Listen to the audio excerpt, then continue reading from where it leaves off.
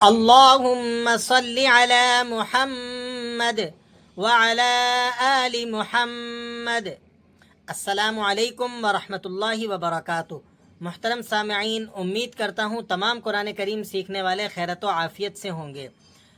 جناب والا، جب ہم قرآن مجید پڑھتے ہیں تو بہت سے مشکل مقامات آ جاتے ہیں، بہت سے مشکل الفاظ آتے ہیں جن کی ادائیگی اور ان کا پڑھنے والے پر دشوار ہو جاتا ہے، اور وہ وہاں آ کر پریشان ہو جاتا ہے اور اس سے پتہ نہیں چل پاتا کہ اب مجھے پڑھنا کیسے ہے، اس لفظ کو ادا کیسے کرنا ہے۔ انہی میں سے بعض الفاظوں کے شروع میں ایسا الف لگا ہوتا ہے جیسا اس مقام پر ہے، یعنی نہ اس پر زبر ہوگا، نہ زیر، نہ پیش۔ اب پڑھنے والا قاری قرآن یا قاریہ پیچھے سے پڑھتی ہوئی آ رہی ہے، اب پڑھتے پڑھتے جب وہ اس مقام پر پہنچے گی تو اب وہ الجھن میں پڑ جائے گی کہ اب اس خالی الف پر میں زبر لگا کر پڑھوں، زیر لگا کر پڑھوں یا پھر پیش لگا کر پڑھوں۔ تو آج کے سبق میں ہم نے مختصر سے وقت کے اندر آپ کو تجوید کا ایک قاعدہ سمجھا دینا ہے، جس کو سیکھنے کے بعد اور سمجھ لینے کے بعد اللہ کریم سے امید ہے کہ آپ جب بھی ایسے مقامات پر پہنچیں گے تو آپ بلا تردد، بلا جھجک ایسے مقامات کو پڑھتے چلے جائیں گے۔ بس آپ نے کرنا کیا ہے کہ ان مقامات کو پہلے سمجھ لینا ہے اور قاعدے کو اچھے طریقے سے ذہن نشین کر لینا ہے۔ سب سے پہلے ہم آپ کو قرآن مجید میں متعدد مقامات دکھا دیتے ہیں جہاں پر یہ خالی الف استعمال ہوا ہے، تاکہ آپ کے سامنے اس کی اہمیت اجاگر ہو کہ بہت سارے مقامات پر، قرآن مجید میں بیشتر مقامات پر یہ خالی الف آیا ہے۔ سب سے پہلے تو آپ کو یہ سورہ طارق کی آیت نمبر 3 میں یہ خالی الف نظر آ رہا ہے، دیکھیں یہ خالی الف ہے، نہ اس پر زبر ہے، نہ زیر ہے، نہ پیش ہے۔ تو ہم نے اس کو کیا لگا کر پڑھنا ہے؟ زبر لگانا ہے، زیر لگانی ہے یا پھر پیش لگانی ہے۔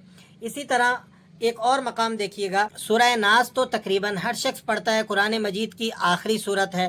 اب یہاں پر یہ آیت دیکھیں، یہاں پر شروع میں الف لگا ہوا ہے، نہ اس الف پر زبر ہے، نہ زیر ہے، نہ پیش ہے۔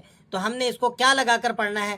اس الف پر، یہ تو آپ کو پتہ ہے، لا محالہ ہر پڑھنے والا اسے الذی پڑھتا ہے، یعنی اس پر زبر لگا کر پڑھتا ہے۔ لیکن کیوں پڑھتا ہے؟ اس زبر کی لگانے کی کیا وجہ ہے؟ زیر لگا کے الذی کیوں نہیں پڑھتا، یا پیش لگا کر الذی کیوں نہیں پڑھتا؟ اس بات کو آج کے سبق میں ہم نے سیکھنا ہے۔ اسی طرح میں آپ کو ایک اور مقام دکھاؤں، یہاں سورہ یاسین کے اندر آپ دیکھیے گا، آیت نمبر 21 کے اندر آپ کو یہ خالی الف نظر آ رہا ہے۔ جب ہم اسے پڑھیں گے تو اس الف پر کون سی حرکت لگائیں گے؟ زبر لگائیں گے، زیر لگائیں گے یا پھر پیش لگائیں گے؟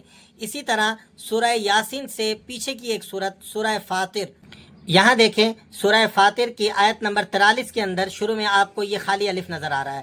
تو اس خالی الف پر ہم نے کیا لگانا ہے؟ زبر، زیر یا پیش۔ اسی طرح اور بھی متعدد مقامات پر اسی طرح کا خالی الف استعمال ہوا ہے۔ آپ سورہ طٰہٰ میں چلے جائیں، سورہ طٰہٰ کے اندر آپ کو یہ مقام نظر آ رہا ہوگا، آیت نمبر 31 میں یہ لفظ ہے اور الف خالی ہے یہاں پر۔ تو ہم نے یہاں اس خالی الف پر کیا لگانا ہے؟ زبر، زیر یا پیش۔ تو متعدد مقامات پر جب آپ نے خالی الف کو ملاحظہ فرما لیا تو آپ کو اس کی اہمیت سمجھ میں آ گئی ہوگی کہ بیشتر مقامات پر قرآن مجید میں یہ خالی الف استعمال ہوا ہے۔ اس لیے اس کو سیکھنا قرآن کریم پڑھنے والوں کے لیے، مسلمانوں کے لیے کس حد تک ضروری ہے۔ تو چلتے ہیں اپنے سبق کی طرف، بلا کسی تاخیر کے سبق کو شروع کرتے ہیں اور اس قاعدے کو سیکھ لیتے ہیں جس کی مدد سے اور جس کی روشنی میں ہم نے اس خالی الف پر پڑھے جانے والی حرکات کو سمجھنا ہے۔ تو سب سے پہلے ہم چلتے ہیں سورۃ الناس کے اندر۔ اعوذ باللہ من الشیطان الرجیم، بسم اللہ الرحمن الرحیم۔ سامعین گرامی، ہمارا جو آج کا سبق تھا اس میں ہم نے اس بات کو سمجھنا تھا کہ اگر قرآن مجید کے کسی لفظ کے شروع میں، یہ جو پورا بنا ہوا ہے اس کو ایک لفظ کہتے ہیں، تو کسی لفظ کے شروع میں اگر خالی الف آ جائے تو اس پر ہم نے کیا حرکت لگا کر پڑھنی ہے، یہ ہے آج کے سبق کا ہمارا عنوان۔ تو چلیں اس آیت مبارکہ کو آپ بھی پڑھتے ہیں، الذی یوسوس فی صدور الناس، الذی کر کے پڑھتے ہیں اس کو۔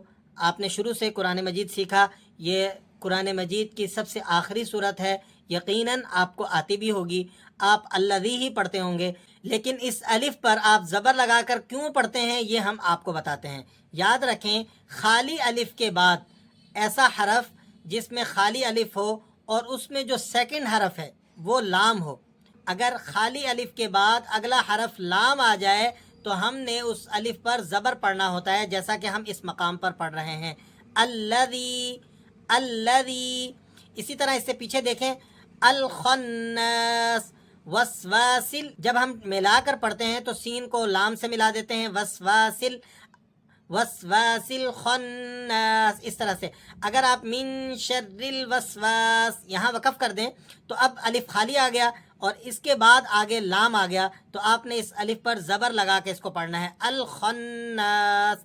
क्यों लगाना है? इसलिए कि अलिफ के बाद जो सेकंड हरफ है वो लाम है।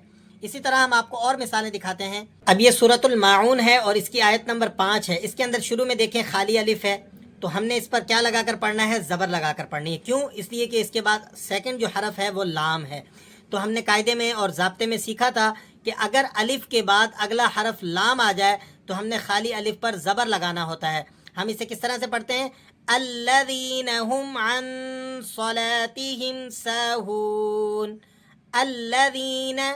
इसी तरह आयत नंबर 6 के अंदर आप देखें, अल्लज़ीना हुम युराऊन, अल्लज़ीना हुम युराऊन। हमने अलिफ पर ज़बर लगा दिया। वजह क्या है? वजह वही सेम है कि अलिफ के बाद अगला हरफ लाम है।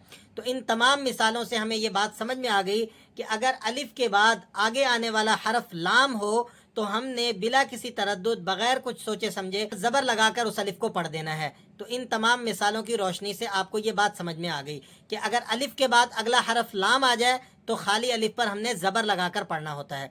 अब हम चलते हैं और ज़ेर की मिसालों को भी समझ लेते हैं। अब ज़रा इस आयत मुबारका को देखिएगा। ये सूरह फजर है, आयत नंबर 28 है, पारा नंबर 30 है। इसके अंदर ये लफ्ज़ है पूरा, इसके शुरू में खाली अलिफ लगा हुआ है। इस खाली अलिफ पर हम क्या पढ़ेंगे? तो याद रखें, हम यहाँ पर ज़ेर लगा कर पढ़ेंगे। इसकी वजह क्या है? वजह यह है कि अगर अलिफ खाली हो और उसके बाद अगला हरफ लाम ना हो, क्योंकि लाम का कायदा तो हमने सीख लिया है, अगर अगला हरफ लाम ना हो तो फिर हम तीसरे हरफ को देखेंगे। तीसरे हरफ पर हमने क्या चीज़ नोट करनी है? अगर तीसरे हरफ के नीचे ज़ेर या उस पर ज़बर हो, अगर अलिफ के बाद अगला हरफ लाम ना हो तो फिर हम अलिफ पर ज़ेर लगा कर पढ़ते हैं।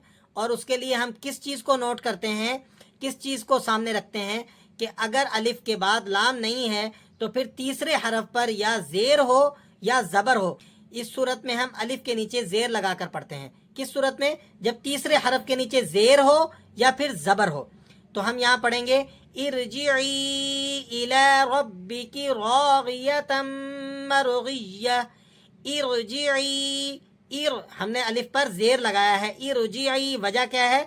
क्योंकि तीसरे हरफ के नीचे ज़ेर लगा हुआ है। इसी तरह मैं आपको एक और मिसाल दिखाता हूँ। आप यहाँ पर सूरह यासीन की आयत नंबर 21 के अंदर देखें कि ये खाली अलिफ है तो और इसके बाद अगला हरफ लाम भी नहीं है, तो हमने इस खाली अलिफ पर कौन सी हरकत लगानी है? ज़ेर लगानी है। वजह क्या है?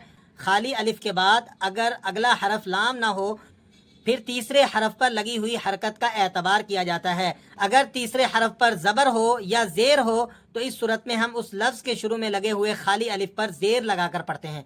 इसीलिए हम सूरह यासीन के इस मकाम को इस तरह से अदा करते हैं, इत्तबिउ मल्ला यसअलुकुम, इत्तबिउ मल्ला, इत्तबिउ। ज़ेर के साथ हम इसे पढ़ रहे हैं। वजह क्या है? क्योंकि तीसरे हरफ के नीचे ज़ेर लगा हुआ है। अगर इस पर ज़बर लगा होता तब भी हम इसे ज़ेर ही के साथ पढ़ते। मैं आपको इसकी ज़बर की मिसाल दिखाता हूँ। पारा नंबर 16 के अंदर सूरह तौहा की आयत नंबर 24 के शुरू में आप देखें ये अलिफ है और इसके नीचे ज़ेर लगा हुआ है। क्यों लगा हुआ है? इसलिए कि तीसरे हरफ के शुरू में ज़बर लगा हुआ है। हमने आपको ज़ाब्ते के अंदर, कायदे के अंदर ये बात समझाई थी कि अगर तीसरे हरफ पर ज़बर या ज़ेर हो तो हम शुरू वाले अलिफ पर ज़ेर लगा कर पढ़ते हैं। इसीलिए इस मकाम पर, इस लफ्ज़ पर शुरू वाले हरफ के नीचे ज़ेर लगा हुआ है, क्योंकि तीसरे हरफ पर ज़बर लगी हुई है। तो तीसरे हरफ पर अगर ज़बर या ज़ेर हो तो हमने शुरू वाले अलिफ पर ज़ेर लगाकर पढ़ना होता है। दो मिसालों से आपको ये बात समझ में आ गई होगी। हम आपको ज़ेर वाले मकामात को मज़ीद अच्छे तरीके से समझाने के लिए एक और तीसरी मिसाल दे देते हैं। यहाँ पर आप देखिएगा खाली अलिफ है और इसके बाद लाम भी नहीं है, तो हमने तीसरे हरफ को देखना है। तीसरा हरफ, उसके नीचे ज़ेर लगा हुआ है, तो हमने इस मकाम को अलिफ के ज़ेर के साथ पढ़ना है। किस तरह से? इस्तिकबारन फिल अर्ज़ि व मकर सय्यि। इन तमाम मिसालों से हमारे लिए ये बात वाज़े हो गई कि अगर तीसरे हरफ पर ज़बर हो या ज़ेर हो तो हमने खाली अलिफ पर ज़ेर लगाकर पढ़ना है। अब हम चलते हैं पेश वाले मकामात की तरफ। अब यहाँ पर इस मकाम को आप देखें, सूरह तौहा आयत नंबर 31 में, पारा नंबर 16, यहाँ अलिफ है और अलिफ के बाद तीसरे हरफ पर पेश लगा हुआ है, तो हमने इस अलिफ के ऊपर पेश ही लगाकर पढ़ना है। तो पेश का मसला बिल्कुल आसान है कि अगर अलिफ के बाद आगे आने वाला हरफ लाम ना हो اور تیسرے حرف پر زیر اور زبر بھی نہ ہو، پھر اس کے بعد ایک ہی حرکت باقی رہ جاتی ہے اور وہ ہے پیش۔ تو اگر الف کے بعد تیسرے حرف پر پیش ہو تو ہم نے الف پر پیش لگا کر اسے پڑھنا ہے، اور ہم اسی لیے اس مقام کو پیش کے ساتھ پڑھ رہے ہیں۔ کس طرح سے؟ اشدد به ازری، اشدد به، اشدد به ازری۔ امید کرتا ہوں آپ کو آج کا موضوع اچھی طرح سے سمجھ میں آیا ہوگا۔ ہمارے لیے دعاؤں میں ضرور جگہ رکھیے، ہم آپ کے لیے بے حد محنت کر کے قرآن مجید کی ان معلومات کو لے کر آتے ہیں۔ ہماری حوصلہ افزائی کے لیے اپنی قیمتی آراء سے ہمیں ضرور نوازا کیجیے۔ السلام علیکم ورحمۃ اللہ وبرکاتہ۔